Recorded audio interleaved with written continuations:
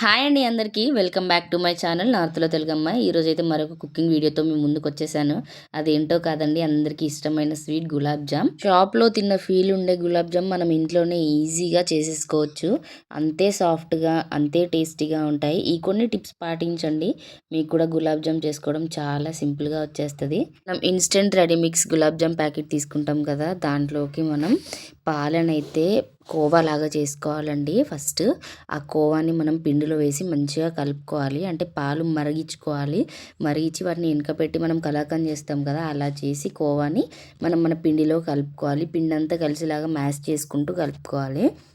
ఆ తర్వాత ఒక చిన్న కప్పుడు పాలు పోసుకొని, అసలు నేను వాటర్ యాడ్ చేయలేదండి, మొత్తం పాలతోనే పిండిని అయితే తడుపుకున్నాను. ఇలా సాఫ్ట్గా కలుపుకొని నాననివ్వాలండి ఒక 15 మినిట్స్ వరకైనా. పిండి నానేలోపు మనం టైం ఎందుకు వేస్ట్ చేయాలి, ఈలోపు మనం పాకం పట్టేసుకుందాం. పాకం పట్టడం కోసం 2 కప్పుల షుగర్కి అదే 2 కప్పుల వాటర్ అయితే యాడ్ చేసుకొని పాకం పట్టుకోవాలి. కొంచెం షుగర్ మెల్ట్ అవుతుంది అన్న టైంలో ఒక 2 ఇలాచీలు అయితే దంచేసుకోవాలి. పాకం అంటే మరీ ముదురు పాకం తీగ పాకం కాదండి, షుగర్ సిరప్ జస్ట్ పాకం మనకి జిగురు జిగురు అవ్వాలి అంతే. సో అదైతే రెడీ అయిపోయింది. ఇప్పుడు మనం బౌల్స్ ఎలా చేసుకోవాలంటే, పిండి ముద్ద తీసుకొని దాని మీద ప్రెషర్ పెడుతూ మంచిగా ఇలా రౌండ్స్ చేసుకోవాలి, ఎలాంటి పగులు లేకుండా. మనకి ఒక ఇన్స్టెంట్ మిక్స్ ప్యాకెట్కి 35 గులాబ్ జామున్స్ అయితే అవుతాయండి. ఇప్పుడు మనం ఆయిల్ హీట్ చేసుకొని, మరీ ఎక్కువ హీట్ కాకుండా మరీ తక్కువ హీట్ కాకుండా మీడియం ఫ్లేమ్లో, ఆయిల్ హీట్ కూడా మీడియంగా ఉండాలి. అప్పుడు మనం రెడీ చేసి పెట్టుకున్న గులాబ్ జాములను అయితే వేసుకొని గోల్డెన్ బ్రౌన్ కలర్ వచ్చేంత వరకు ఫ్రై చేసుకోవాలండి. ఫ్రై అయిన తర్వాత పక్కనున్న షుగర్ సిరప్లో అయితే మనం ఫ్రై చేసుకున్న గులాబ్ జామ్ బౌల్స్ని అయితే వేసుకోవాలి.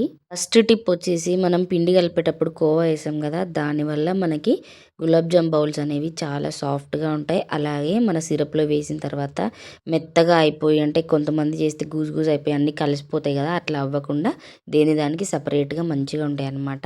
ఇంకొకటి, షుగర్ తక్కువ వాటర్ ఎక్కువ వేయొద్దండి. షుగర్ ఎంత వేస్తామో వాటర్ అంతే వేసి మంచిగా మరగబెట్టుకోవాలి. ఆ కన్సిస్టెన్సీ వల్ల మన గులాబ్ జామ్ కూడా విడిపోకుండా చాలా మంచిగా ఉంటుంది, మెత్తగా ఉంటుంది, అట్లనే మంచి టేస్ట్ కూడా ఉంటుంది. గులాబ్ జామ్ బౌల్స్ని సిరప్లో వేసిన తర్వాత ఒక గంట సేపు అయినా నాననివ్వండి. సో ఇంతే అండి, చూసారు కదా, మన ఎమ్మి గులాబ్ జామున్స్ అయితే రెడీ అయిపోయాయి.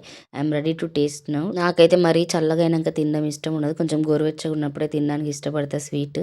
అందుకని చెప్పి నేనైతే ఇంకా చేసిన వెంటనే తినేసిన. అంతే అండి. వీడియో నచ్చితే మాత్రం చిన్న లైక్ ఇచ్చి అలాగే మన ఛానల్ని సబ్స్క్రైబ్ చేసుకోండి. Bye friends.